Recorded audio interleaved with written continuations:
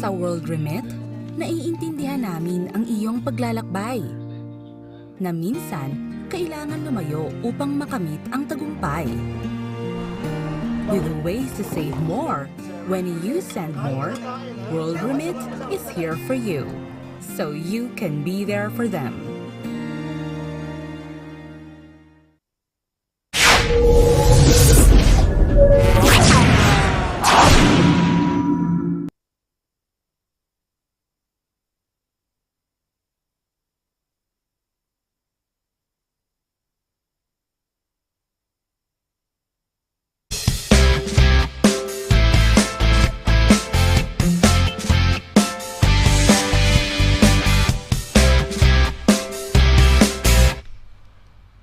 Okay, happy Thursday mga kaibigan. Good evening, good evening, good evening, good evening.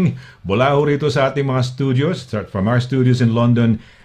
Welcome ho. Ako po si SONNY LARAGAN para ho sa ating programang Immigration Corner. Siyempre, hindi lamang yung ating mga kababayan sa apat na sulok ng United Kingdom, pati siyempre sa labas ng United Kingdom. Nakikinuto sa atin, no? Yung mga sa taga-Europa ho, yung mga kababayan ho natin sa Europa, France, Germany, Italy, maski saan ho kayo, Belgium, and so on and so forth, Portugal, Poland, kung saan-saan ho yan, welcome ho sa ating program. Siyempre, hindi lang ho tayo sa UK, sa buong Europe napapanood, siyempre ho, buong mundo. Meron tayong mga kababayan mula ho sa Pilipinas, at sa Amerika, at sa Middle East. So welcome ho, tuloy ho kayo kabayan. Ayan, so it's happy Thursday, another Thursday na naman. Ako, excited na naman ako. Makikita ko na naman itong ating pinakamamahal na abogada.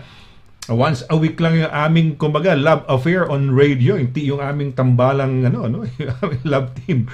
Ayan, it's Immigration Corner, which means immigration ho ang pinag-uusapan. Wala ho akong alam dyan.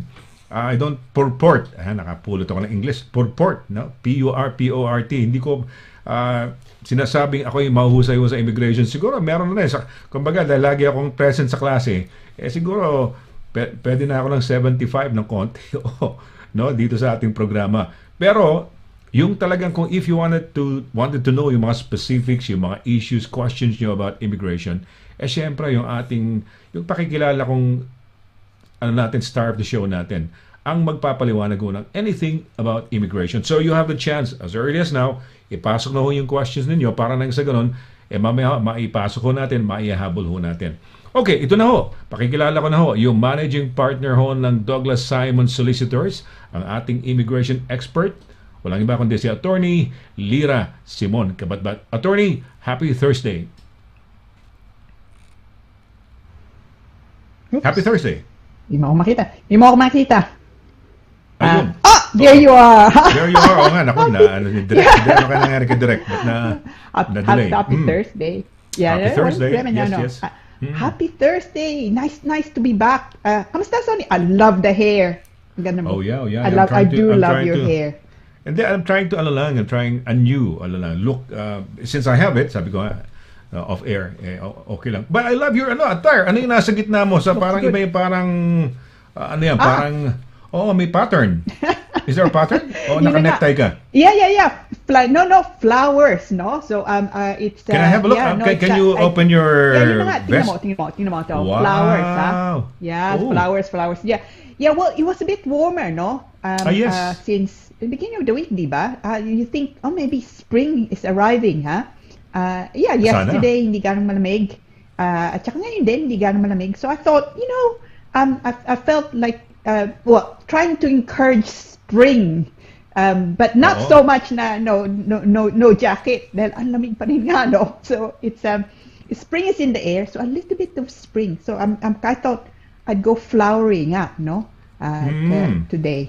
So yun. Magaling. Yeah, so hopefully it gets a little bit it gets a little bit warmer na, no?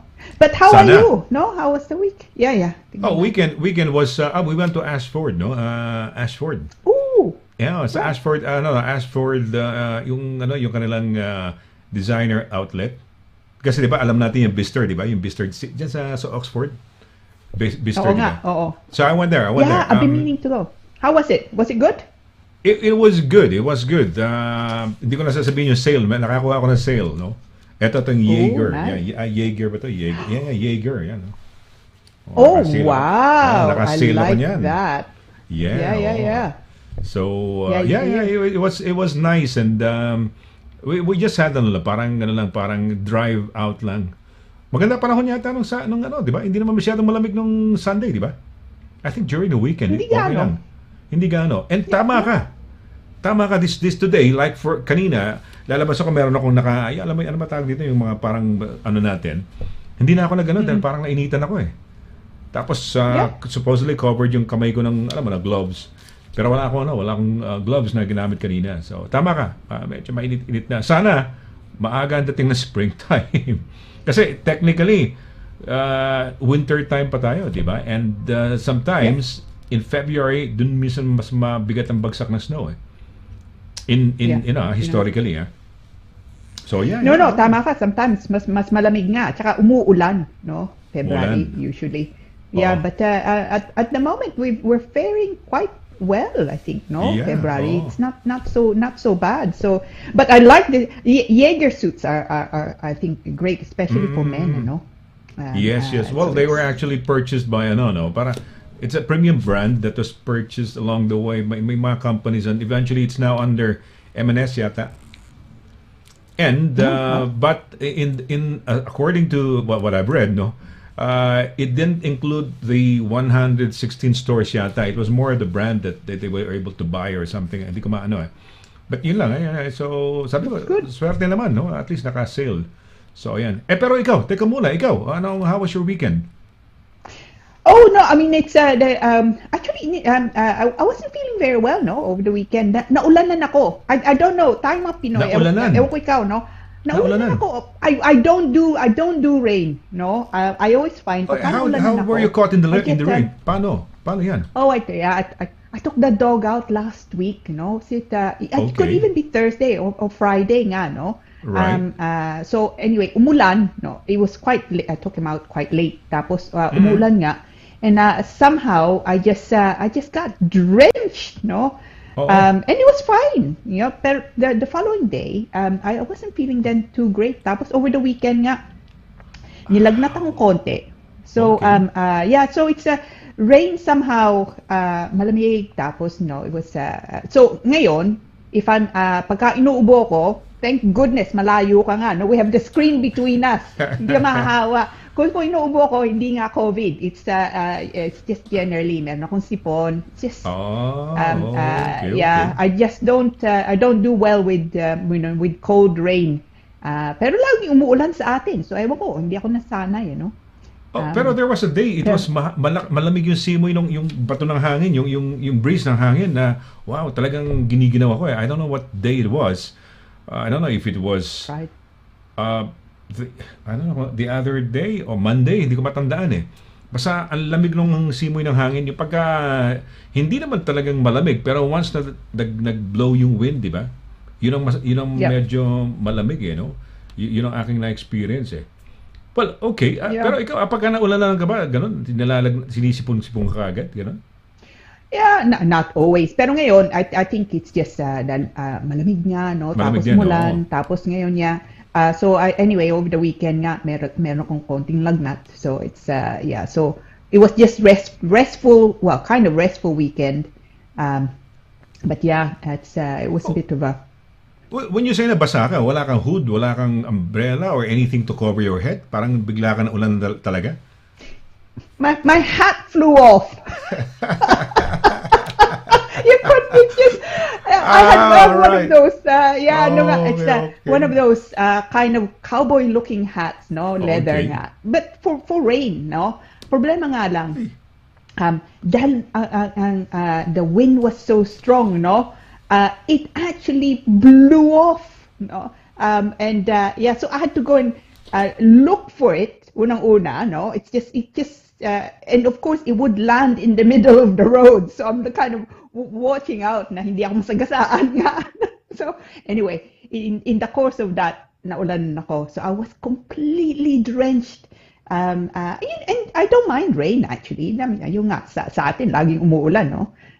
Tsaka baha nga sa atin, so you would think I'd get used to the weather, no, to the rainy weather now, but No. Anyway, so it's sadly nilagnat na akong konti. But it's I'm kind of back to normal. May ubo pa akong konti. But so hopefully, I know I'm still making sense.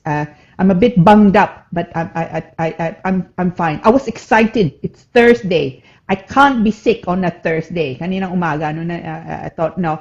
And also we have an interesting topic in a very recent case. Ay, hindi ka namin marinig, Sonny. Sorry. Nga pala, yeah, sorry, I switched off my microphone. Sorry. Oh, yeah, may topic tayo tonight, di ba? About sham marriages, di ba? Tama ba? Yep, yun na nga po. 2022, I mean, we're only February, no? So, 2022 published case. So, bagong-bago. Ayan, okay. Sham marriages. Ayan, ako magandang topic yan, quite interesting dahil one of the, how do you say, one of the, not really avenues, but ways of probably, obtaining permanent residency or yung inyong status dito is by way of marriage, no? So magandang pag-aralan niya, malaman niyo kung ano yung sham marriages, diba? Which wants to probably avoid or give you an idea, no? Kung paano. We were talking about hat, no? Nasa H&M ako nung H&M diyan sa may Wimbledon. So I tried something out na naka-ano lang ako, naka-gym clothes ako eh. Tapos sinubukan ko. Nag-selfie ako sa likod ko yung shop na yung store, no. Ayan. So looks good, Sonny, actually. Binili mo? Looks good. Hindi ko binili.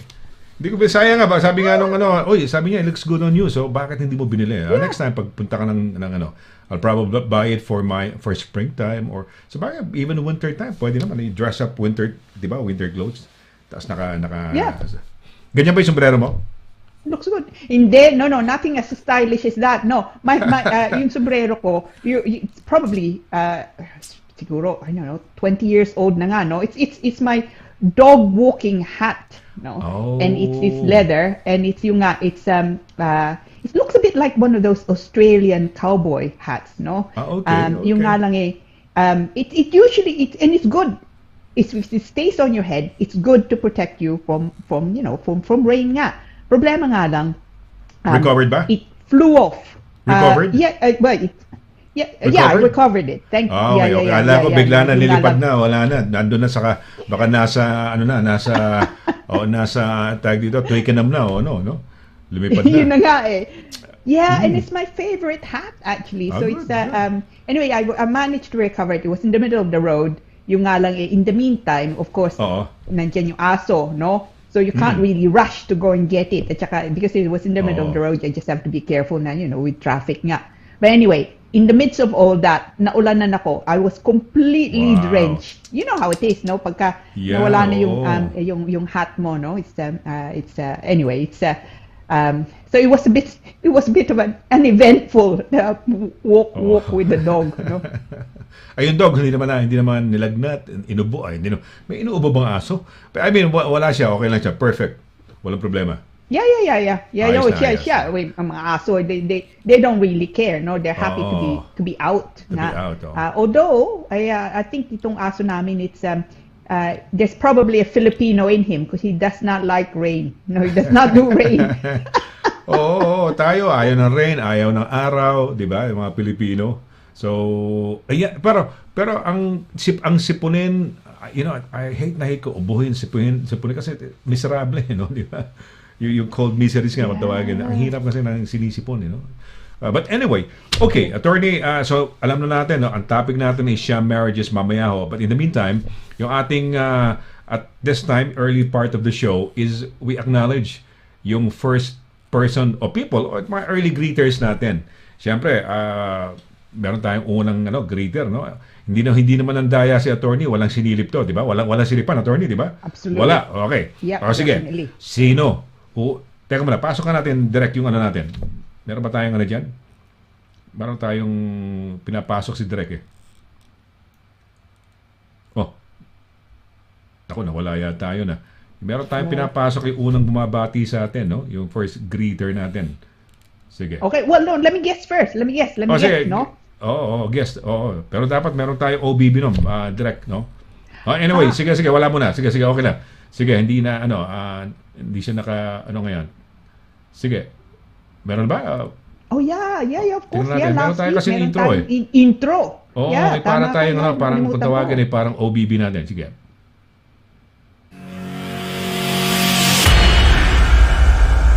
Ayan, okay. Guess who? Sino unang nag-greet sa atin? O yung mga first greeters natin? Sige, attorney. Sino? I tell you, I'm going with the ladies today. Oh, ladies today. Okay, all right. Yeah, I said Ladies Day today, no? Okay, yes. I'm going with Miss Paner. Last week, Miss Paner I again. let her down. Miss Ayan, Paner po, Miss Paner. Sige, tingnan natin. Miss Paner nga ba ang ating first greeter? Malalaman ho natin.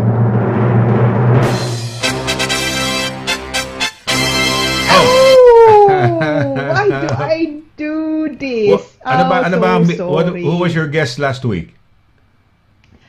Sabi ko last week, I think sabi ko unang-una sabi ko I think Oliver last week, ano? Oliver, si Tapos Oliver it was Miss Paner. Yes, It was Miss Paner. Anyway, Oliver. Anyway, yeah. So, ayan, Oliver. a great Yes. Thursday evening to you, Attorney Lira, Kuya Sonny, Direct Pao, and to everyone in our remote social bubble. It's a foggy and wet morning here in Everett, Washington. No? Just reminding our viewers to like and share the program as it's quite helpful to somebody down the line. Tama ka, Oliver. Tama. Kamusta? Very good. Oh, kamusta ka na? Working Kamusta na? hard, no doubt, ha? Oo. Oliver, you're working on your, di ba? It's juicing mo, no? Parang mga juices, no? But, send me a message lang. Parang mag-message tayo. Para, kasi maganda, no? I think natapos na niya yung week 9 na yan. Tapos na ba yung week 9 mo? Yung, yung ano ba yung pangalan to? Couch to 5K, no? From couch to being able to run 5 kilometers, no? So, mabuhay. So, thank you, Thank you, Oliver, for always, and also, tama yung suggestion niya, attorney, na doon sa mga kababayan natin, i-share ho ninyo. Malay niyo biglang may makakita at meron palang apektado pala, meron palang problema or nais malaman sa immigration, no? Dito sa United Kingdom. Okay. All right. Sino at pangalawa natin, attorney? Oh, okay. I'm still sticking with the ladies. Siyempre. I think. Yeah. Absolutely. I'm sticking with Miss Paner. Miss Paner uli po. Miss Paner pa rin. Sige, Miss Paner. Tingnan natin kung si Miss Paner, kung ladies pa rin. Ladies night para kay attorney.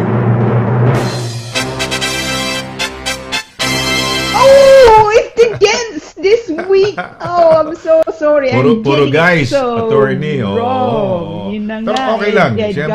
You wanted girls, it's a ladies night, pero dalawang magkasunod to. Lalaki. Yeah, okay. Pakibasa, attorney. Po. And that charming Mr. Duway, si Edgar. Magandang gabi sa inyong lahat. Sa mga classmate, lalong-lalo na napaka-elegant. I love this man. Very cute and adorable. Attorney Lira, and always romantico, legendary broadcaster ng bayan. Thank you. Sonny Laragan, and talented Direct Paula. Dagdag Kalaman Day. I love that Dagdag Kalaman Day. No, tama. Additional hi Edgar, kumusta ka? Information day ngayon Tama. Tama naman. Yeah, I agree, no? Binabati niyo si Ma'am Carzola. Magandang gabi po sa inyo. Yung kanyang mga classmates, tinatawag na niya, no? Ayan. Hulaan mo ngayon, sino yung pangatlo? Pakatuwaan lang. Okay, I tell you what, no, I'm still sticking with the ladies. Babae na yan. Siyempre, ladies naman ulit. Ladies. Babae, pangatlo. May Tigbao Vargas. I'm going to kick myself if it's, May Tigbao Vargas. Tingnan natin direct. Sige na, para fanfare. Fanfare, tingnan natin sino pangatlo. Ayan.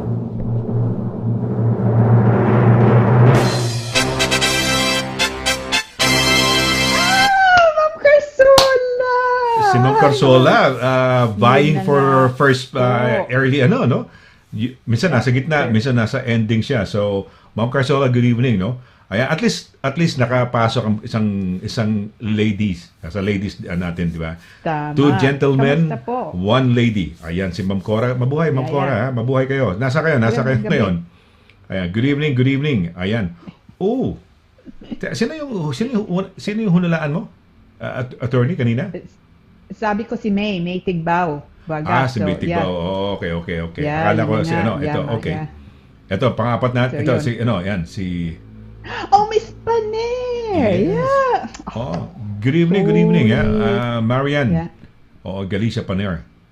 Alam mo, I love your dress. Address niya doon sa oo nga. Ang ganda, no? Ano, red ba yan? Is it color red? Yeah, gorgeous. Oo, ang ganda. Yeah. Maganda. Bigger picture, Miss Paner. Yeah. Oh, Yeah, so. Hello po, Kuya Sunny. Binasa mo na sa lahat. Ayan na. And Attorney Lira, sa lahat ng... Sige, Attorney, basahin mo lang. Hello po, Kuya Sonny and Attorney Lira. At sa lahat, happy Thursday po and stay safe and God bless us. Yeah, God bless. Yes. Ingat-ingat pa rin ha, maski medyo maluwag-luwag na ngayon ha. Sige, okay. Yun na nga. Yep. Annalyn Malyari, attorney. Tagasama si Annalyn. Malyari, At Tunbridge Wells. Sige, pakibasa. Tunbridge. So good evening, Attorney Lira and Sir Sonny. Watching from Tunbridge Wells. More power to your program and God bless you all. Yeah. Musta? Mabuhay, Annalyn. Mabuhay ka ha. Mabuhay ha. Ayan. Sinto. Uy. Yeah. Yeah, Marilu Manguba. Si Marilu Manguba. No? Sa Cagayan natin, Manguba. Ang pronunciation, no? Manguba. Oo. So, hi Sir Sonny. See you soon sa first UK Cagayanos meetup. Yes, okay. yes. We were supposed to meet up yung mga taga Cagayan Valley sa Pilipinas. So, inorganize ni Luis Bariwan, yung head ng TFC, no? ABS-CBN dito. And lahat ng mga Cagayanos, we were rounding them up. And we were supposed to have, hindi ko alam kung 27 or basta sometime December. Kaya lang, biglang in-announce, di ba, yung Omicron nga, nagkaroon ng problema. So, we had to postpone it and rebook it yata first week of April. So, yeah, kababayan ko yan, si Marilu Manguba, no? Hindi ko alam kung kamag-anak ko dahil yung mga Manguba sa Cagayan, lalo na sa Abulug, Cagayan, mga cousins namin, no? Mga relatives namin sa Abulug, Cagayan. Kaya mabuhay Marilu, ha? Kababayan ko yan, kababayan yan. And I'm looking forward to seeing her in person as well, no? Ayan. At saka lahat ng mga kababayan namin sa ano. Yeah, sino? Uy, si Flor. Si Florita, Florita Morante. Yeah. Magandang gabi, Sir Sonny, Attorney Lira, at sa lahat ng nakikinigak, nanonood. Yeah. Hi, Flori. Hindi kasi she started, di ba? Remember, she's one of my parang avid na kaibigan na listeners sa radio. 12 years ago, imagine mo yan. And up to now. Pero nagugulat ako kasi si Flor is na kinda active, ha? And that's good, no? Flor, thank you very much. Natutuwa naman ako na nakikita ko bumabati-bati ka rin, no? So that's good, no? Ayan, ano sabi niya? Tama siya. Spring is only around the corner. Allotment season na naman. Oh yeah, that's true. I like allotments, no? Especially nga in town in London, no? They're quite sought after. So Meron ka? No. Actually, yung backyard mo ginawa mo I cannot give me a plant and I'm sure to kill it.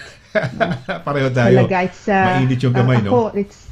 Tama. Yung nga sabi nila, green fingers. I must have the opposite, no? I love plants though, no? I love plants. I like looking at them nga. Anything really, especially vegetables, no? I like to see them grow. When I was young, nagtanim ako nung talbos ng kamote, ganyan. Ang hindi ko makalimutan talaga, I was able to plant an avocado tree. Small lang maliit lang. Sa atin, pagkatapos ko kumain ng avocado, yung buto, nilagay ko tinanim ko pinaano ko muna, no? Hanggang sa lumabas yung parang, alam mo na, umusbong yung parang gano'n, no? Nilagay ko sa Milo, na malaking yung mga, ayaw ko, kung may hindi bata ka sa Pilipinas yung Milo, di ba? Yeah, yung green, di ba? Yung kulay green, mataas na can. Doon ko na tinanim. Pagkatapos lumalaki na. So ginawa ko, wala ko alam sa gardening, hindi ko tinanggal. Dapat tinanggal ko pala para itatanim ko. Ang nangyari, pati yung Milo can, pinasok ko sa ilalim. Hindi sa tumubo, naging para siyang bonsai. Dahil yung roots niya, attorney, naipit sa loob ng di ba, ng Milo. Sayang. Pero okay lang, at least nakapagtanim ako ng avocado tree. First time yun. So, actually, that's not bad. Yeah. It's not bad. It's not bad. It's not bad. Pero yung mga regular na mga tanim, siguro mga plants na ornamental or anything, no? Hindi ako talaga masyadong, hindi ako green thumb. Hindi ako green thumb. Yan. So, yan ang problema ko. Ayan. Oy, sige, basahin mo to, attorney. Sige to. Yeah. So Sanchez, Grace Sanchez. Wow, Good from Portugal. evening, everyone. I'm watching from Lisbon.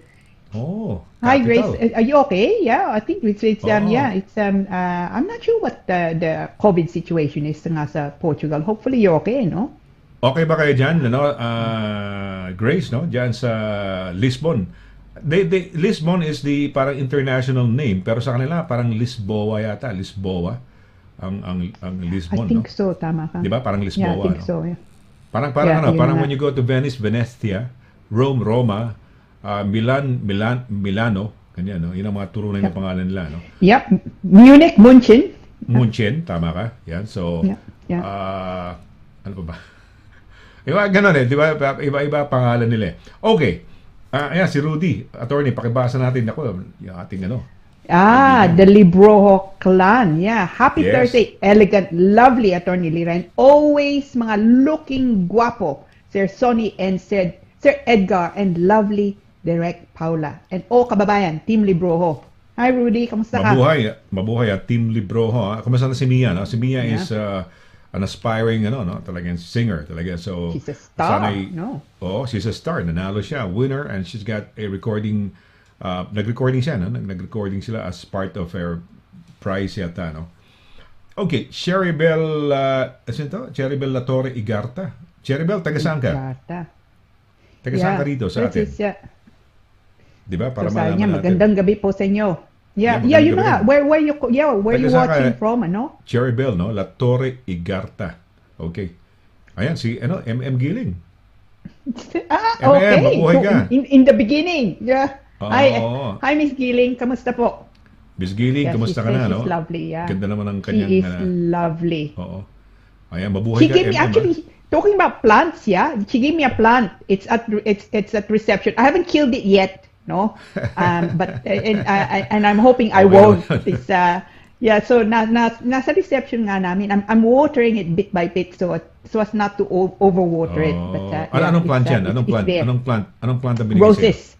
sa'yo? Roses. Yeah, it's lovely. Ooh. Yeah, lovely. Wow. Live pink roses. Pink so roses. yeah, so I put I put it at reception nga. I'm hoping nga hindi nga mamamatay. Cause I'm looking after. I'm trying to look after it. Oh, Yeah. that's good. That's good.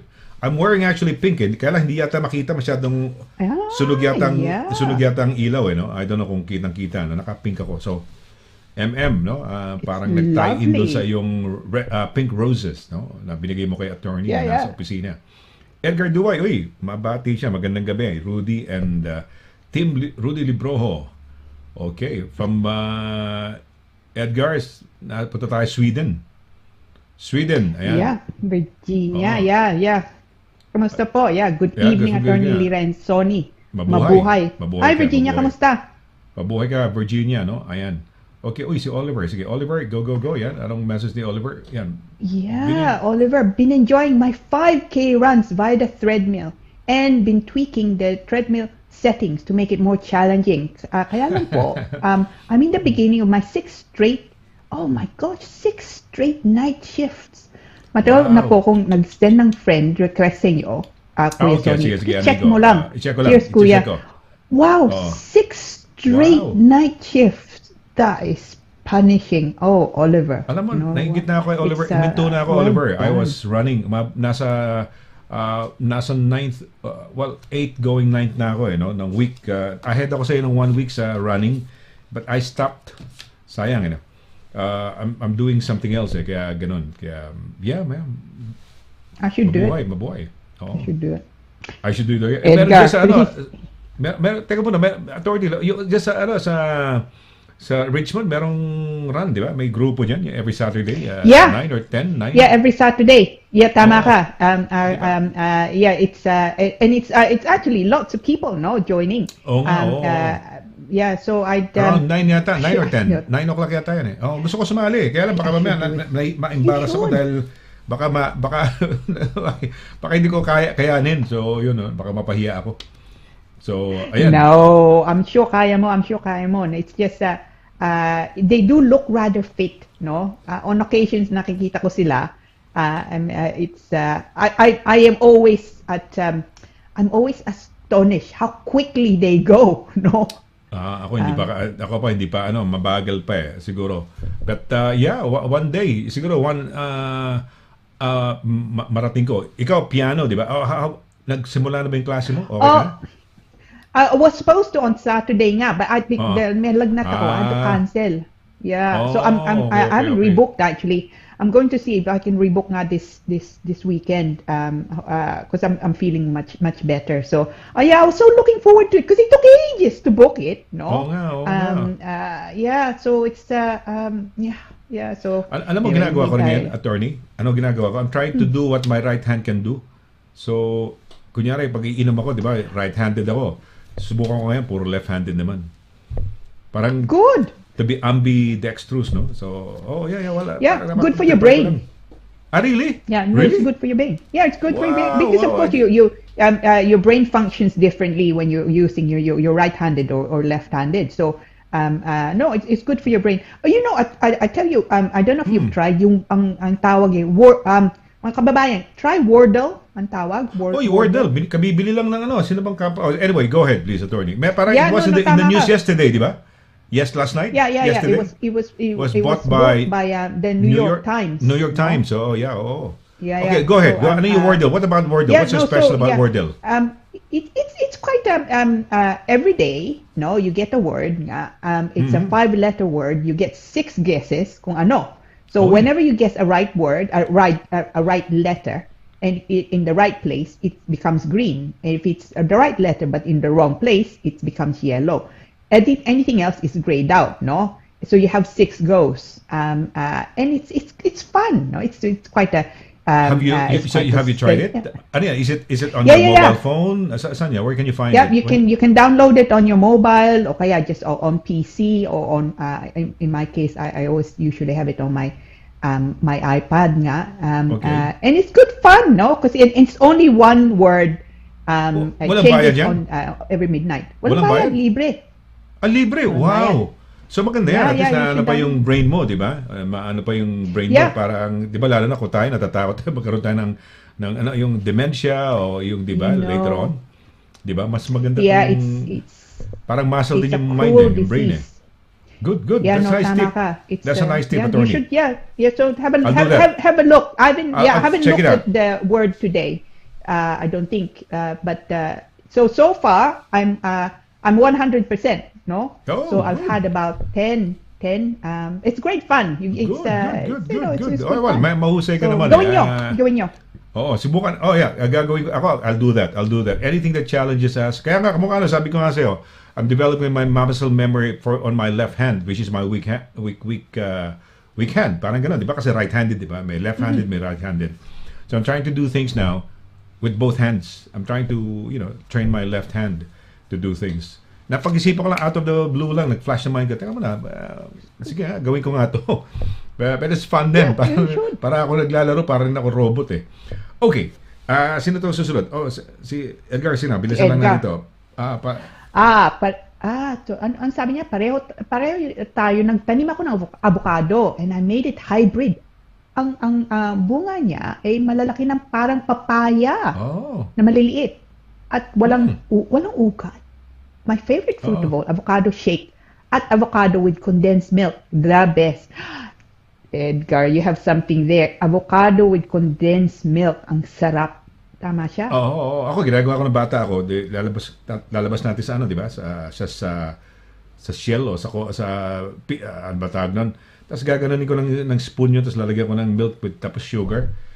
But avocado is a superfood, If you eat it daily, it's going to be healthy para sa inyo. Yan nga lang, mahal. So expensive. Di ba? Dito mahal ang avocado. Yun nga. Hindi siya mura ang avocado. At para siyang ginto rito sa United Kingdom. Ewan ko sa Pinas, but tama ka. Dito. Although sa Lidl, sayang, there was a sale last Monday. Sana bumili ako ng marami, mga 30 or 20. Tapos ilalagay ko na lang sa ref, if i-freeze ko na lang. Sayang. Tama. Sayang. No, you should. It freezes quite well actually, avocado nga. Really? No? Okay. I mean, you were saying about Milo. I used to love Milo, no, in the green tin. So, Yeah. Well, you're not. Sa amin, bawal nga, no? You can't just eat it, no? Talaga? So yeah. So you try and get away with as much Milo as possible. Tapos konti nga lang ng gatas o kaya tubig, no? Gatas, hopefully, kung meron ngayong gatas. So it was more like a thick shake. Yes. You can get away with it, no? I don't know. Ako, pinalaki ako ng lola ko sa Milo eh. Yun ang aking regular, parang daily yun. Siguro, kasi ang marketing ng Milo, parang healthy and gano'n, di ba? Parang strong, ganyan, no? So, I grew up with Milo talaga. At sometimes, pag wala lola ko, pinapapak ko. Na masarap pag pinapapak mo yun. Lalo yung malaking-laking can talaga. Binibili ng lola ko yung... Yun na nga. Kasi ako laking lola kasi ako. I grew up with my lola, no? Talagang siya from baby to tumanda. So, laking lola ako, no? So, ayan, no? Okay, well, si May Tigbao, good evening and happy Thursday to everyone watching from Exeter, Devon. God bless. Maraming salamat. Okay, well, ayan. So, yun na muna ating mga pagbati. Maganda ho ang topic natin ngayon, Sham Marriages, no? Yun. Yeah. Kaya wag ho kayong aalis. No? We're gonna just have a short break. And when we come back, yun na ho, i-discuss na ho ni attorney itong topic natin, Sham Marriages. Wag ho kayong aalis. Saglit po lamang. Mula noon hanggang ngayon, serbisyong mapagkakatiwalaan, serbisyong maaasahan pagdating sa inyong mga padalang balikbayan boxes. Dito ka na sa Forex Cargo. Sa presyong kayang-kaya ng bulsa, sigurado ka pa sa inyong padala. Forex Cargo. Dahil kailangan makarating. Call 0208-813-7064. O ano pang inaantay niyo mga kabayan? Tayo na sa Forex Cargo.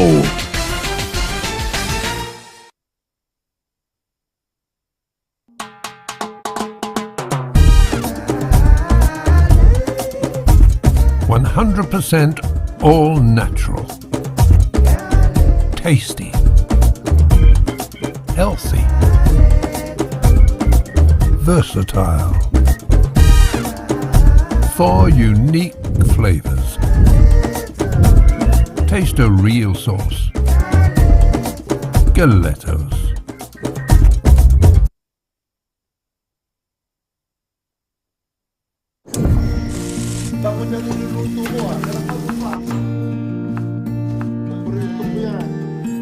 Sa World Remit, naiintindihan namin ang iyong paglalakbay. Na minsan, kailangan lumayo upang makamit ang tagumpay. With ways to save more, when you send more, World Remit is here for you, so you can be there for them.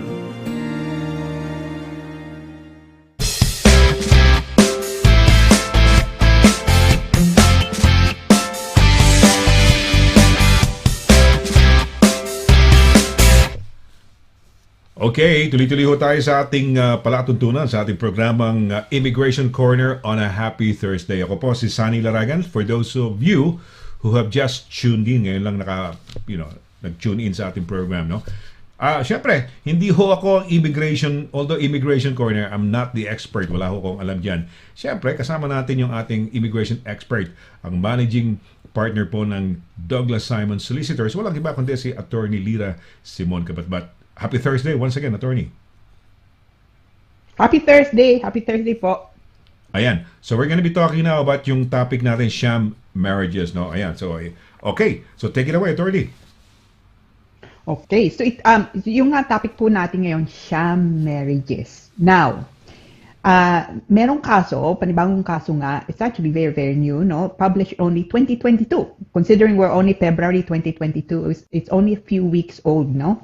It was heard end of last year, November 2021, but it was only recently published. So, ang pangalan po ng kaso is Said. So, let me just, it's the recent case of Said nga, and it's a UK upper tribunal case, and as I say, published only recently. Now, and it's to do nga with sham marriages. It's a little bit more actually complex than that. So it's sham marriages and marriage of convenience. So but let me just read to you one section from the decision nga po, no? Tapos pag-usapan natin maigi. There particularly is the last section nga babasahin ko dito is interesting. So the term, so sabi galing po to dun sa kaso mismo. So sabi ito, the term sham marriage and marriage of convenience are not mutually exclusive. No? The absence of a genuine relationship at the time of the marriage being entered into would render the marriage one of convenience and a sham. No? However, if there is a genuine relationship at the time of the marriage, while it could not be categorized as a sham marriage, it may still amount to a marriage of convenience, depending on the predominant purpose. Now, ang dami nga doon. So, don't worry too much nga about, you know, the legalistic, language nga noon. Dahil pag-usapan nga natin maigi. So, the thing to take away then, what concerns me and probably concerns many practitioners nga is the last bit. So, let me just read that bit again. So, sabi doon, however, if there is a genuine relationship at the time of the marriage, while it could not be categorized as a sham marriage, it may still amount to a marriage of convenience. Now, depending on the predominant purpose. So basically, sham marriages, usually it's used interchangeably with the phrase marriage of convenience. Either way, it could result to a refusal nga of the application if they think that's either a sham marriage or marriage of convenience. So what's concerning is, basically, sinasabi nila, kahit nga genuine relationship nyo, no? Genuine relationship, it could still be considered a marriage of convenience. Now, that is scary, no? Basically, ang sinasabi nila, kahit nga totoo ang relationship nyo, it could still be considered a marriage of convenience. So, if you take that to the next step, anong ibig sabihin? Ibig sabihin ba, marirefuse pa rin kayo, no? On the basis that it's still a marriage of convenience, kahit genuine, that even if they accept there's a genuine relationship. Now, that is scary. And I think itong kasong ito, the case of Said, is not a helpful case at all, because I think it does confuse, no, this issue of sham marriage and marriage of convenience. Now, tingnan nga natin to. So the two, unang-una po, that sham marriage is should be distinguished from this marriage of convenience. So sometimes the Home Office also mix up the two, no, when they're making decisions. But the two are often used interchangeably, but they are quite different, no. So a sham marriage, if you found to have entered into sham marriage, would definitely lead to a refusal, no, because sham marriage means hindi nga totoo. Yung relationship nyo, kung naman sinasabi nyo about the relationship, it is not a genuine relationship and should therefore and would be refused. Now, marriage of convenience, though, is not necessarily, it doesn't mean that it's not a genuine relationship. It just means that you have married because it is convenient, no? Marriage of convenience. So basically, it would often apply, for example, where you get married a bit sooner, no? So sabihin natin, it's a genuine relationship, boyfriend-girlfriend nga kayo, you propose, and maybe you were hoping to marry the following year, maybe even sa ibang bansa, no? Kayo magpapakasal, sabihin natin sa atin, sa Pinas, no? But may nangyari. Sabihin natin, walang status nga yung isa, no? Tapos, nahuli. And so rather than going back, ang decision nyo nga, you want to marry and you have married sooner, no? So rather than marrying next year, you get married, actually, you look to marry this year. Strictly speaking, no, the Home Office can say, no, hang on, that means it's a marriage of convenience, because it's more convenient to make an application to marry now than say next year, no? So does that mean it would be refused? The answer is it should not necessarily lead to a refusal. So kahit sabihin nga ng Home Office, well, we think it's a marriage of convenience, no? and then they may decide actually that it's going to be refused, no? And they do refuse it, just because you've decided to marry sooner, you should, kung yan ang dahilan nga, sabihin nila, oh, we think it's a marriage of convenience, you decided actually to marry sooner rather than the following year, as you accepted nga in your statement. If they refuse it just because of that, you should see about appealing it. Dahil mali po yung rason nga nila. So, a marriage of convenience does not mean, and should not always mean, no, that it's also not a genuine relationship. So as long as you can show that it is a genuine relationship, no, even though you get married perhaps earlier than you wanted to, no, because of maybe immigration background, it should not lead to a refusal because of the relationship. Now, to look at that a little bit more, so kung meron kayong relationship nga, so sabihin natin nandito nga kayo, wala ka ng status dito sa UK, gusto niyo magpasal nga, and you're worried, and maybe you should be, no, about whether that relationship can be looked at not to be a genuine relationship, where do you go? Where do you look? No? And what you should look at is a fairly recent publication, updated publication. It's called Family Policy, Partners, Divorce and Dissolution, version 2.0. No? And it was issued to the Home Office guidance po. It's dated the 8th of December 2021. So only recently. So obviously we're only 2022 now. So it's only a few weeks old. 44 pages. No, it's a 44 pages document.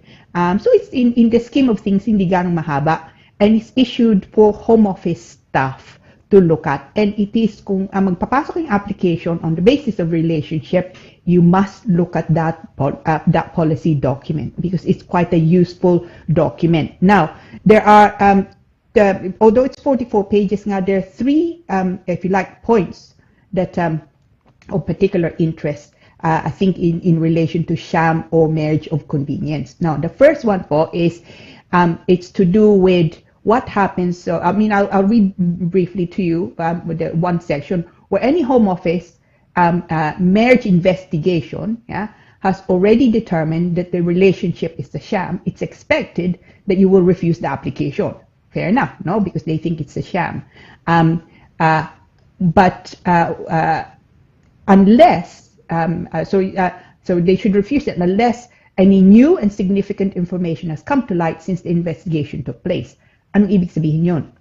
So, basically po, ibig sabihin natin, binisita nga kayo, they made a decision nga that on what they found, they think that the marriage is a sham, no? But later on, and they refused it, but later on, you have additional evidence nga to show it's actually not a sham marriage, no? What do you do with the new information?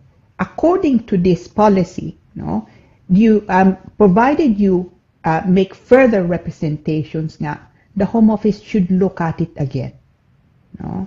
So sabihin natin, certainly I've had cases where bumisita nga yung Home Office, wala kayong pareho doon, no?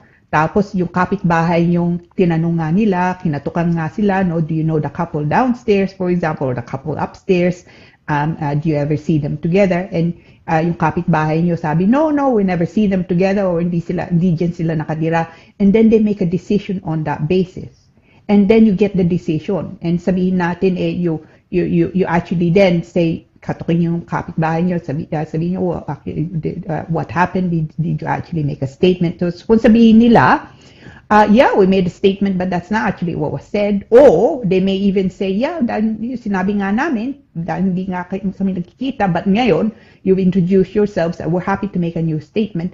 Get them to make the new statement, no? Or even if you don't see them, they don't want to be involved, challenge it, no? Sabihin nyo sa Home Office, look, binisita nyo kami, wala kami nga doon, because you may be at your parents, for example, or may function nga. So challenge it and ask them to come visit again, no? To consider reopen the investigation or investigate again. So even if they found already the sham marriage, don't just give up, no? ask them to look at the background. Again, if you have additional information.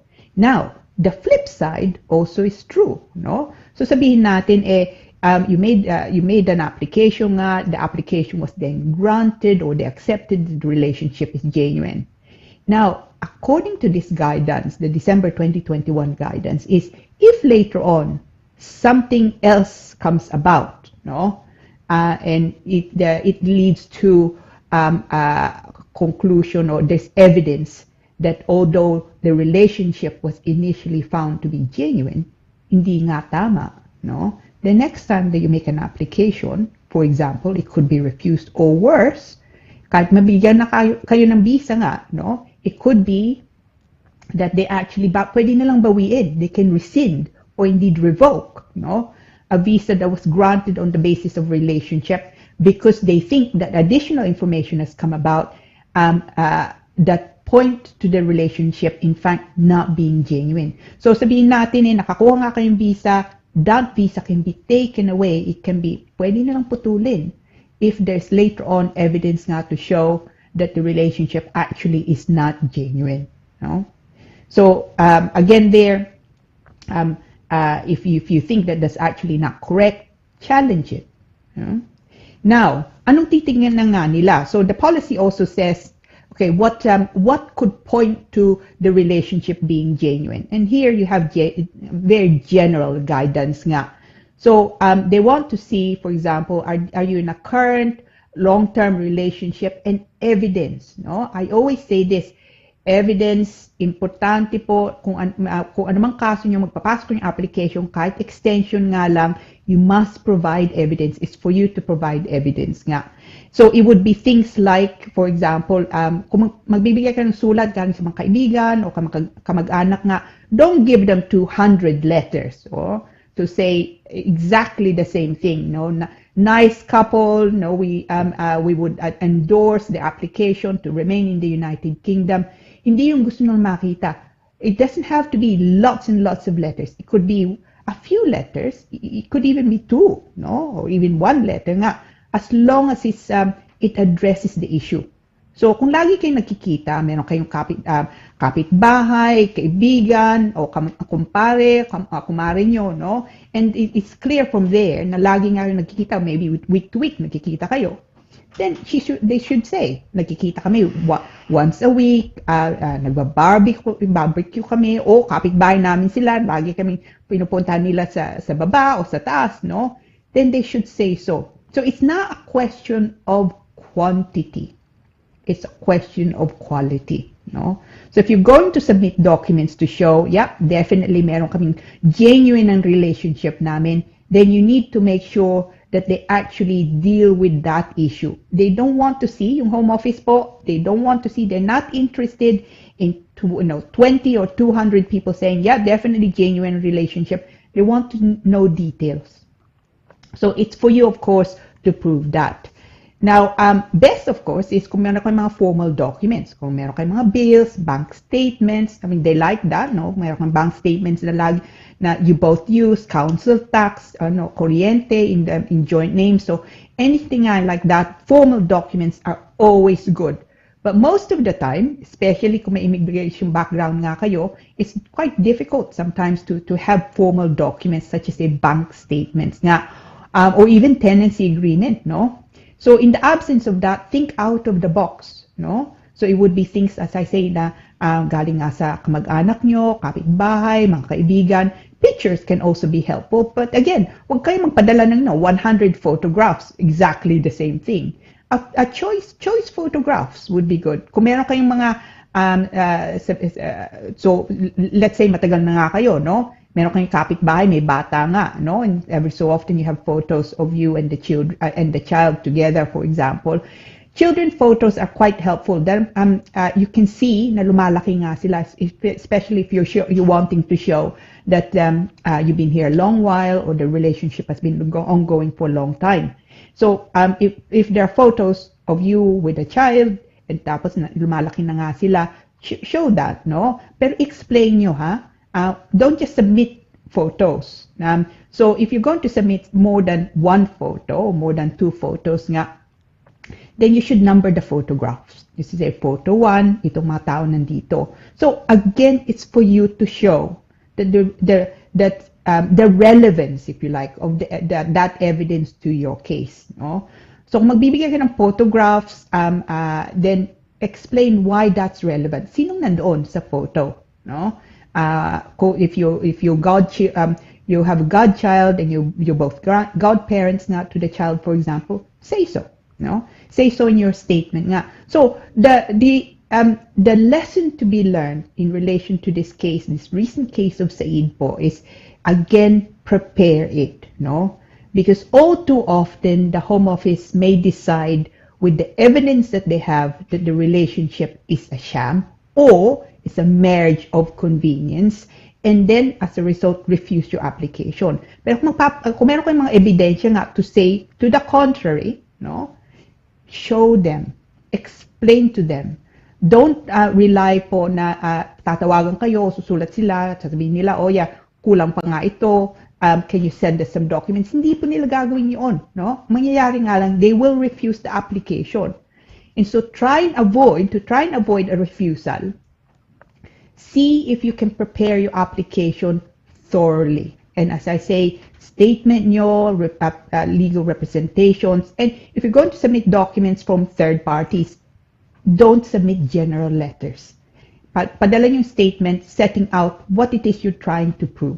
No? So it's for you to say. So try na, because a finding of a sham marriage, hindi nga lang na ibig sabihin marirefuse yung application nyo and the application on basis of your relationship is then refused. It means there's a finding, no, from the Home Office, a conclusion from the Home Office that you have committed deception, and that can be that can have very serious consequences in relation not just to your application now, but your application going forward in the future, even years in the future, no? Because it's then a conclusion of deception, yeah. And I mean, putting aside any criminal matters as a result of that, yeah. A finding of deception, even if it's a finding on behalf of the Home Office, can have very serious consequences. So be careful. No? So if you make an application on the basis of relationship, now beware. I mean, it's a genuine relationship. What you don't want is that there's a finding of a sham marriage just because you failed to provide information. So go to, firstly po, the policy document, as I say, published in December, 8th of December 2021. It's 44 pages, but it's worth reading. And have a look at this recent case of Said. No, that's quite helpful. And make sure nga that you submit any and all documents to obviously support your case. But as I've said, do not send like 100 letters saying exactly the same thing. Send good quality documents. Yeah? That way you get a successful application. Attorney, would you know the facts of the case ng Said? Sabi mo nasa high tribunal ba sabi mo? It was it was the upper tribunal. I did. It's a quick answer, but oh yes, now I remember it now. So it was to do actually. Si Said ba is the guy or the girl? Sino ba yan? The guy. So it's a weird case because it was an EU European Union based case. And I think what happened there was he made an application for indefinite leave to remain on the basis of the 10-year lawful residence in the UK. That in the past he made an application and they said it was a sham marriage, and he went to court, but actually the court did not then did not make a finding actually on the sham issue. It was refused, in fact, to do with his English certificate. But anyway, so the upshot of it was he then, in fact, I think there he was then granted leave to remain. But later on, because there was a finding of sham marriage, the application was then refused because they sabi nga nila it was a sham marriage. So it was actually quite a complex case. So he lost. He lost ba? Yes, he lost. He lost the case. So whether or not he appeals it, of course, is something else. But yeah, so there was a finding of a sham marriage, and there was a distinction between a sham marriage and a marriage of convenience. Another interesting case is actually maybe even more helpful, no, mga kababayan natin, is it's 2018 case called Molina. Now, hindi ko nga lang alam kung anong lahi. Dahil tayo Molina is not it could be even a Filipino case. So it was a 2018 case.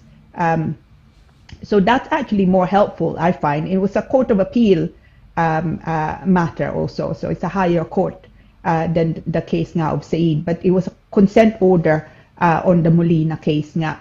But yeah, so Said is a worrying case because they're talking about sham marriage and marriage of convenience, and they're using it kind of interchangeably. But yeah, it's it can. I've also come across cases, Sonny. It's where they've said, "Oh, yeah, no, sham marriage on no," when it's a genuine marriage, and my clients are baffled how they can consider the relationship to be a sham marriage, and it boils down to ebidensya. No? If you don't provide enough evidence. Ang sham marriage is, for example, may kakilala ko.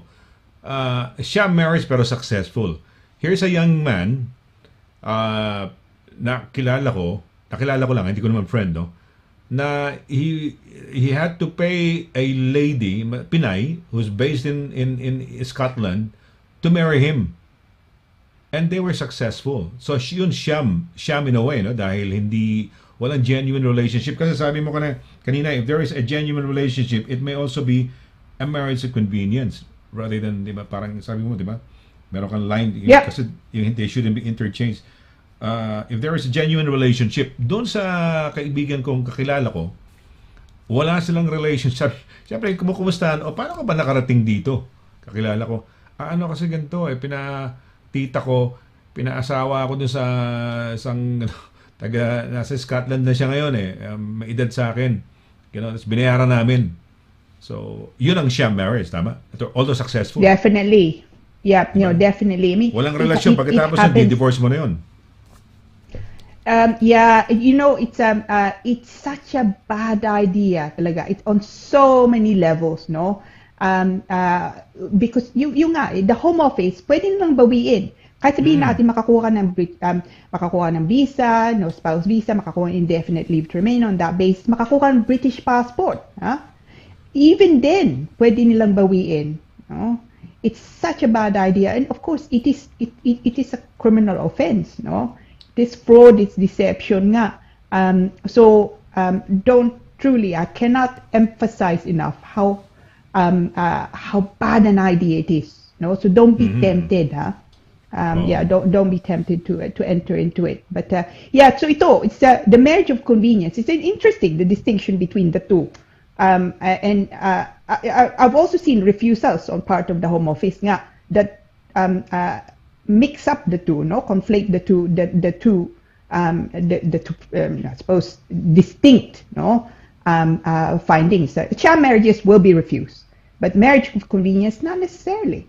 No? Okay, all right. Ito, meron tayong question mula sa... actually, we have a couple of questions, pero ito muna yung sa ating viewer ngayon, no? Na live, no? Pakibasa ang attorney, sabi niya, continuation for... Cherry Bell. Cherry Bell. Igarta. Okay. From last Thursday. From last Thursday. We're really concerned to help put this person. Spouse visa, na-deny siya twice, no? After nag-appeal siya 6 or 7 years ago. Nasa benefits at job seekers allowance ang sponsor at ayaw na siyang tulungan. Ngayon po, ang kasal nila ay may turing na bang sham kasi hindi na sila nagsasama. Binayaran niya to help her visa, supposed to be, pero hindi naman na-approve ng home office. 12 years na siya dito. Meron pa bang any chance to do something right now? Siya? It seems nandito siya. Yeah. Meron po bang any chance to do something right now to get her visa process again or wait the 20-year stay? Salamat po marami. Cherry Bell, look, there are a number of things there nga, no? So it's not really...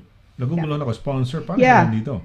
Sponsor down. Go ahead. Well, so it seems, I'm guessing ang nangyari, nandito nga siya, no, yung tao, dumating siya yung kaibigan mo, tapos, paso na yung visa niya, so naging overstayer.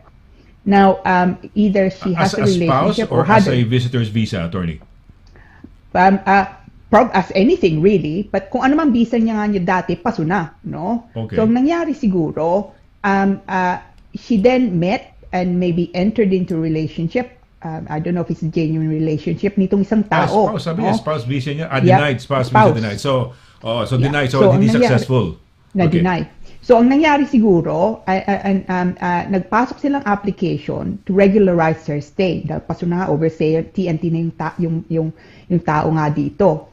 Now, at the time, walang trabaho yung asawa. So, on benefits. No? So, because of that, sabi nga niya dito, na-refuse daw yung application. Now, hindi naman siya lumabas, yung tao, so tuloy-tuloy pa nga siya dito. Wala na nga rin visa.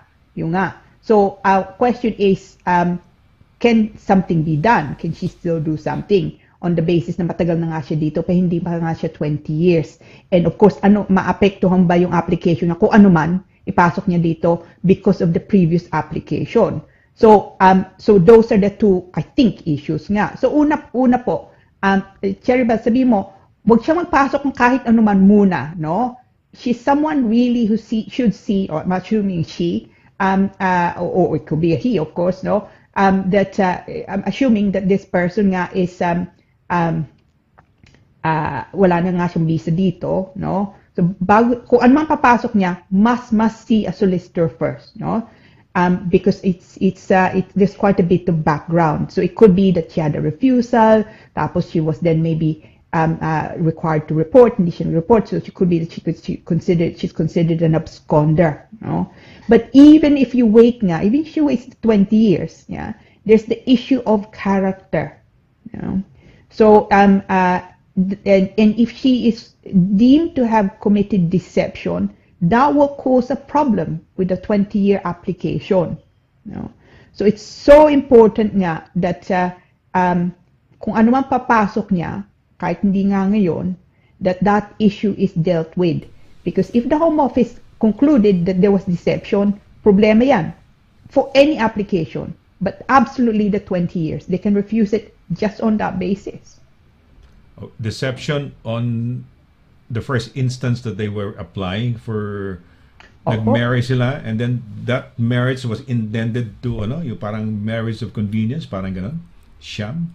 Yeah, well, look, sham marriage is exactly that. So kung sabihin natin totoo yung relationship nga nila, no? Because that could be, no? Totoo yung relationship, yung nga lang na-refuse. But that does not make it a sham marriage. It's just now it's a failed marriage, no? Then wala na nga sila, and at the time also it was a failed application, but doesn't mean it was a sham marriage. Kung hindi nga lang sila natuloy, it doesn't mean it's sham marriage. Sham marriage is kung hindi totoo yung relationship nga nila nung unang-una. So from the beginning, wala. And attorney, I don't know, will this cure it? Okay, so let's just say they got married, parang legitimate yung relationship nila.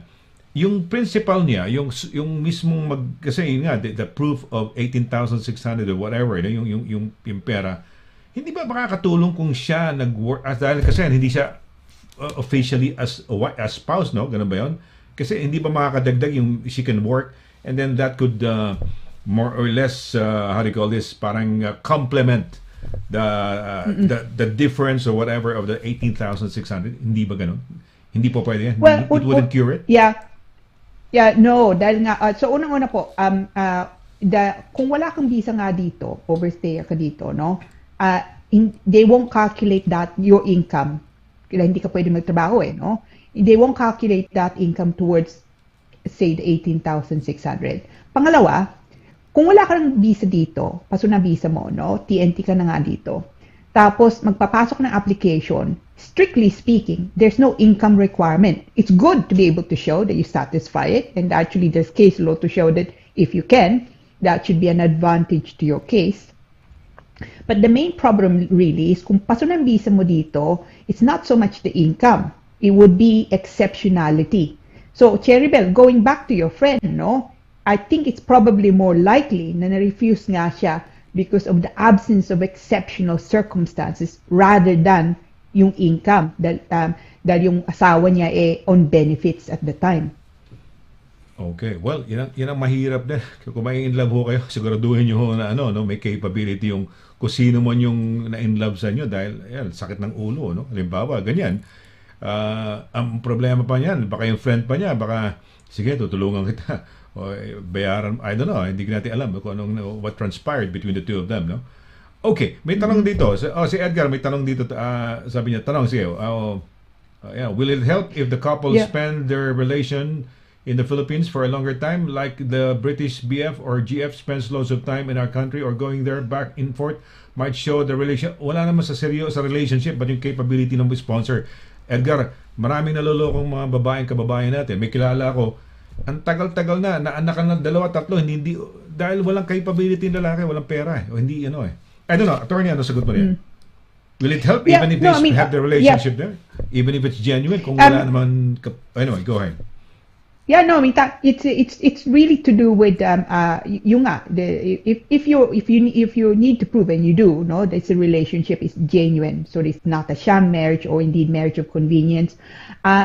Going to the kung nasa Pinas nga siya, lagi siyang umuuwi, natatagal nga doon, absolutely it will help, no, to show that the relationship is genuine. Of course, iba naman yung completely different issue is kaya ba niya pagka nandito na yung kaya ba niyang sapat ba yung pera pagka pupunta nga sila dito, especially kung may mga anak nga. But yeah, to do with the issue of genuineness of relationship, the longer the couple spend together nga sa atin, the better.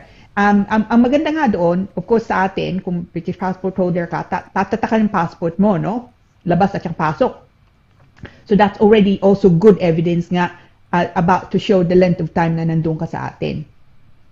So relationship, walang problema. Pero ang intention ng babae o lalaki, as the case may be, na sumama rito sa kanyang British fiancé, baka doon naman magkaroon ng problema. Kasi may mga cases, yung Brito na walang pera, doon na rin nakitira na doon sa Pilipinas. Parang gano'n. Anyway. It happens. It happens. Okay. So ito, may tanong tayo. Ayan. Hi, happy Thursday po. Si Rarezes, ano yan? Nako, hirap. Oh, yes, yeah. I remember the name. Yun na nga Ito sabi niya. Hi, happy Thursday po, Attorney Lira and Sir Sonny. Question lang po, need po ba ng 18,600 pounds na income ng lalaki kung magpakasal kasi naka-benefits po siya? Same same situation. Yeah. So kung ang lalaki kung lalaki nandito, tapos yung asawa o yung fiancé o asawa niya nasa atin, no? Absolutely. Kailangan pakita 18,600 pounds before tax unless it's the benefits to do nga with injury or disability. So mainly the PIP, no, PIP, personal independent payment nga, I think that's what it's called. Disability living allowance nga. So basically may sakit yung tao, no? Or there's some kind of disability that prevents them from being able to work. Pero if you're looking at things like, universal credit nga, so the unemployment, if you like, no? Yun hindi po yung pwede, no? Because it's 18,600. Kung benefits, they will not reach the income of 18,600. Pension can, kung swerte nga, it could be that you have good pension that amounts to 18,600. But otherwise, kung benefits, no. Hindi po sayang, talo ka lang, no? Talo, okay. Bago natin yung last couple of questions, siguro may acknowledge lang natin, may nanonood sa atin sa Upminster yata, no? Sa Upminster, ano lang natin muna, batiin natin, pati yung may comment yata si Edgar. Ito, anong comment ni Edgar yata? Ito, may comment muna. Asan yan? Sige. Pasok natin direct. Sige, pasok natin. And si Ray Res pa nakalagay dito sa kabila eh. Ayan, okay. Sige. Okay. Alright. Ayan, Sonny LARAGAN, ayan, the best way to train your left hand is to force it to write like a right hand. And use your left to do some reflex game like shooting or archery for more sensor control. I shoot using both left and right hand. Your brain will be trained to be creative and technical at the same time. Tama yung sinabi ni attorney, no? Tama, siguro tama yan, Edgar. No? And then nakapag-tripan ko lang, right-handed ako, I decided to drink my coffee left hand. So, Yeah. ang tawag naman nila diyan, muscle memory, no? Muscle memory. Tama. Okay, Lynn Whitney. Oh, si Lynn! hello. Hello! Hi! Hi, Yeah, Lynn. yeah.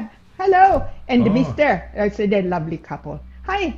Hello, Mr. and Mrs. Good evening, Miss Lira and Sir Stoney. Watching from Upminster. How are you? Lynn, alam mo ba, when I was young, I was in love with a woman, a woman, 40, I think she was 14 or 15 then. When I saw her on the screen, her name is Elizabeth Hurley. No, Elizabeth. Teka muna, yung sa Romeo and Juliet. Ano pangalan ng babae? Si Juliet. Kalimutan ko na. Saan siya eh? That girl, ang kapartner niya, si Romeo, si Leonard Whiting. Yata, hindi Whiting, talaga? Whiting. Wow. Yung Romeo and Juliet. Sino ba yung, nagiging Virgin Mary siya eh. Crush na crush ko yun when I was young eh.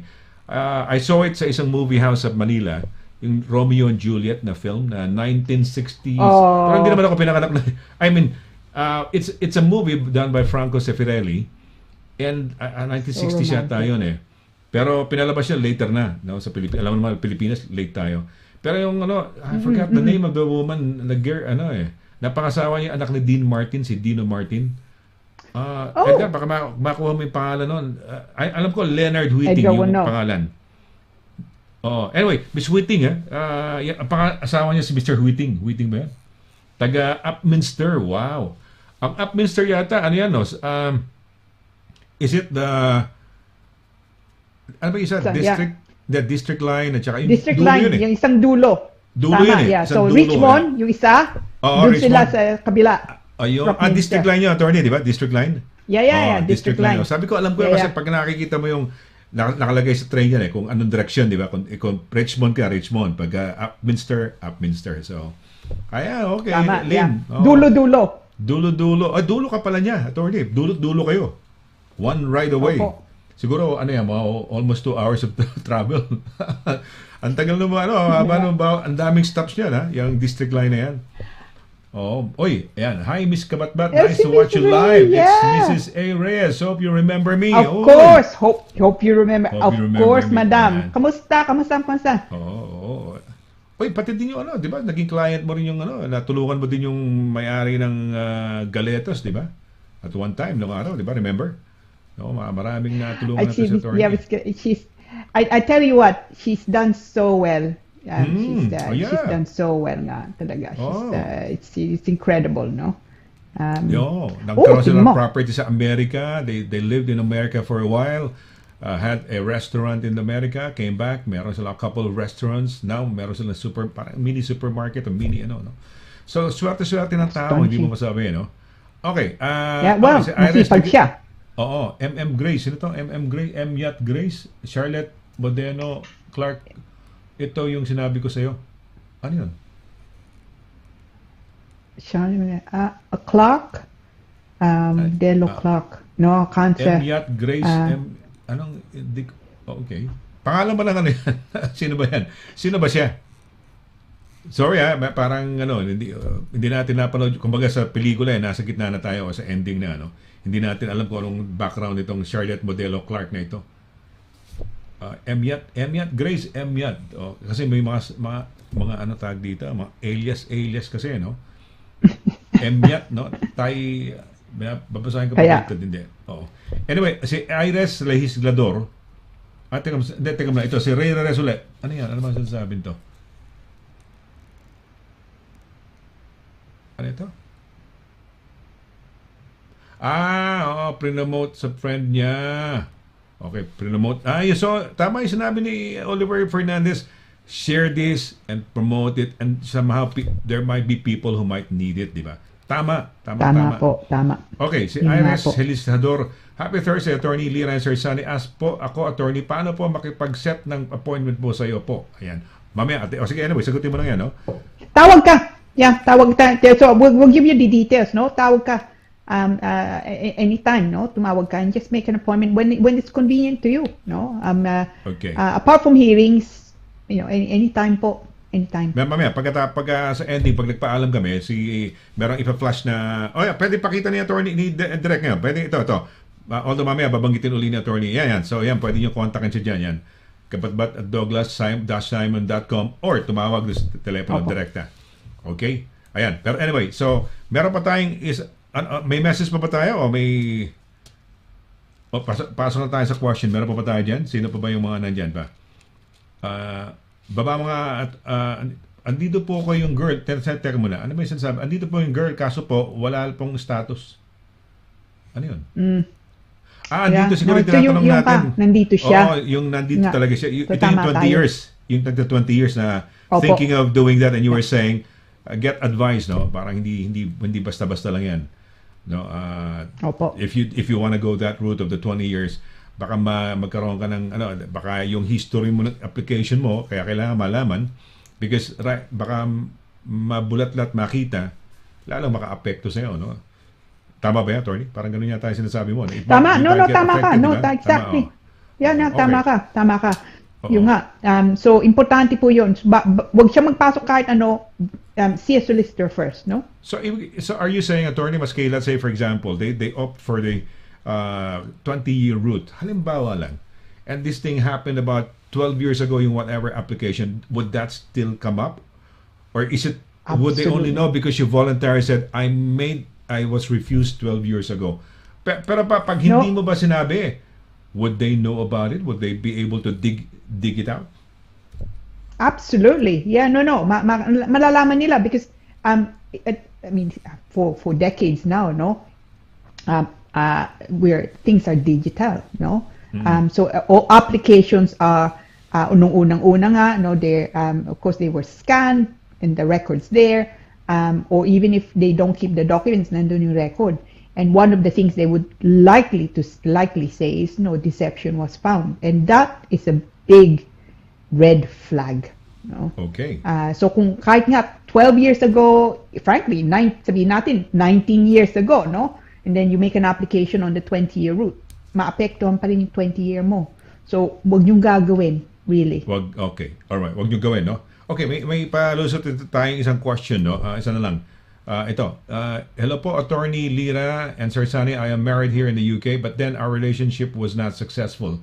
I am divorced now here in the UK. My question po is, can I remarry again while on a visa? Yes. R. Yeah. So while on a visa, as in anong visa niya ngayon? You mean divorce siya tapos so may spouse visa na siya, attorney? Paano yan? Di ba 2.5 years yan? Yun na nga. So I'm divorced now in the UK. Question, can I remarry again while on a visa? Magulo ba? Parang hindi masyado malinaw? So it depends really kung anong visa mo na nga ngayon, no? Dahil kung spouse visa ka pa, then I would be a bit concerned because of course you've divorced, no? So sabihin mo nga lang sa amin, anong visa mo ngayon? But if your visa is not a spouse visa, sabihin natin nakakuha kang visa, leave to remain outside the normal rules, no? Absolutely. It doesn't matter kung indefinite ka or limited visa ka on leave to remain outside the normal rules. You can still, of course, you can remarry. So sabihin mo sa amin, ano bang visa mo ngayon? Ayan, okay. Hopefully next week masabi ka agad. Okay, well, I guess yun ang ating huling question muna for today. Wow. Yeah, oo. May isa pa yata. Sige, direct. Yung isa pa yata. Meron pa tayo isa, no? Labas mo nga ating isang next. Ito. Hindi yan. Ano yata yan? Yung isa pa. Asan ba yung isa natin? Ito. Mabilis lang. Sige. Magandang gabi po, Attorney Lira and Sir Sonny. Dumating po ako dito na March 2021 and nag-start po akong mag-work nitong October. Ask ko lang po, if pwede po ba akong mag-apply ng mortgage if under spouse visa? If gusto namin kumuha ng new build. Husband is British. If ever po, sino at saan ang una po naming dapat puntahan? Thank you in advance po. CKR. Ganda naman ang pangalan. CKR. Yeah. Pwede na ba yan? Wala pa yata may credit. You can. Well, you see, Really? okay. Yeah, you can. Yung nga lang, ang mangyayari, kaya meron ka namang British husband nga dito. So it's more to do with the bank really, no, rather than immigration nga. Ang gusto na makita that that you can support your your mortgage, So kung asawa mo nga British, then no, there's no reason why it is that you can't, for example, be joined as a mortgagee. And actually, lagi ko na naririnig that sinasabi daw, hindi siya pwede doon sa as a joint owner dahil wala at the time spouse visa nga siya. That's not true actually. No, you can still be a mortgagee or mortgagor, no, regardless of your limited leave. Yung nga lang, it's to do with the bank. So nothing is stopping you from getting a mortgage kahit spouse visa ka. If they'll loan you the money. May work ka na naman, siguro titignan ifa-factor in kung, paano yan. Siyempre, depende sa how much yung mortgage, yung amount na pwede nilang i-extend sa inyo, no? Ayun. Unless ang objective ng husband mo is to use you as the first-time buyer or something like that, no? Pero hindi, husband niya, medyo magdududa sila, may relationship, may I mean, to qualify under that scheme, no, because they have different schemes nga the government. You do need to be British, no, or settled nga in the United Kingdom. So, but there's no reason why you can't also be joined, no, as a joint tenant or tenant in common and a mortgagee. Pwede. Okay. All right. So, okay. Yeah, okay. May comment dyan si Edgar. Last comment natin. Si Olivia Hussey. Hindi Hessey, Hussey. Hussey. Olivia Hussey. Juliet, ang crush ko si Ingrid Bergman simula nung Casablanca. Ingrid Bergman. Ako ilang. Yung Romeo and Juliet na movie na yan. When I first saw Olivia Hussey, wow, sabi ko, but I think she was 14 or 15 then, no? Olivia Hussey. Ang mother yata o father, Argentinian. Mom's British or English. Yata, parang ganun ang kwento ni Olivia Hussey. And the guy, tama ka ba? Leonard Whiting. Tama ba yan? Whiting? Direct, pakitype mo nga yan. Parang Leonardo. Leonard Whiting. Type mo yan. Leonard Whiting. Sige, magano ka? Leonard. Leonardo, parang Leonardo, pero Whiting, yung apelido ni Mrs. Whiting kanina, W-H-I-T, W-H-I. Kanina, di ba may Miss, pangalan ng Whiting kanina? Yeah. Single T lang, single T. Single T, ayun, lumabas sa single T. Yan. Ayan, Leonard Whiting talaga, tama ako.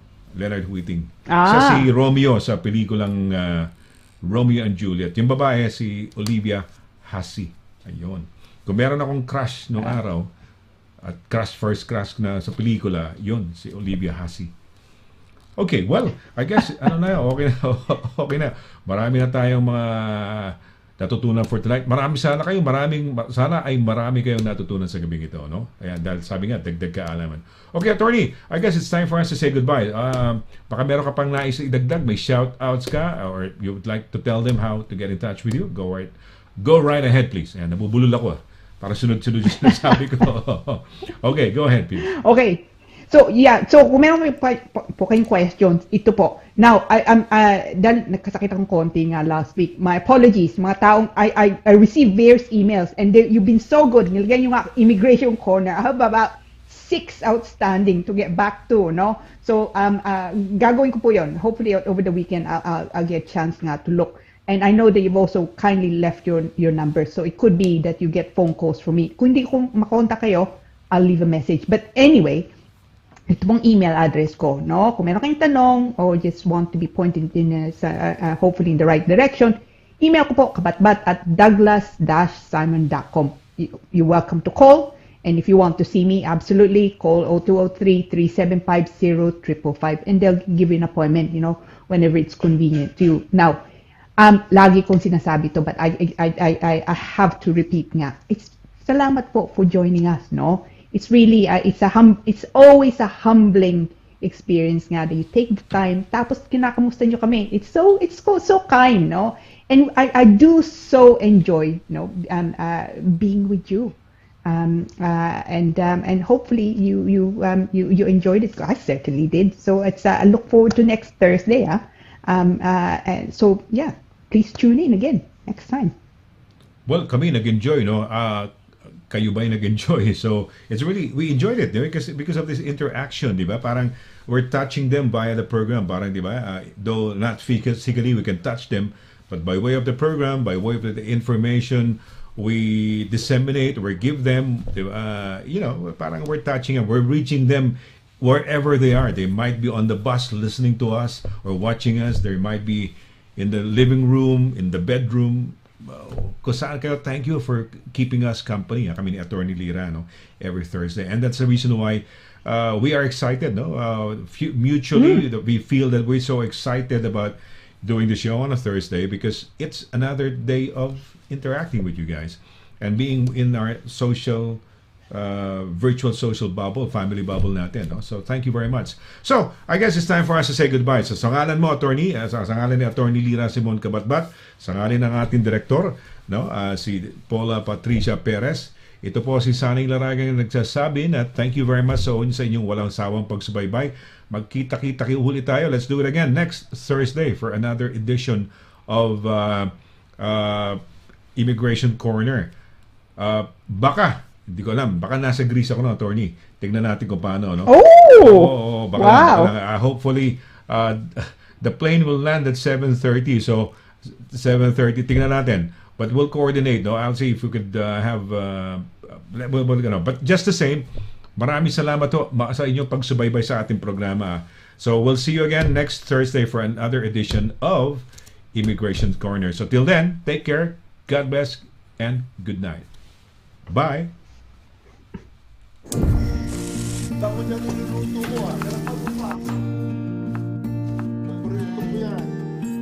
Sa World Remit, naiintindihan namin ang iyong paglalakbay. Na minsan, kailangan lumayo upang makamit ang tagumpay. With ways to save more, when you send more, World Remit is here for you. So you can be there for them.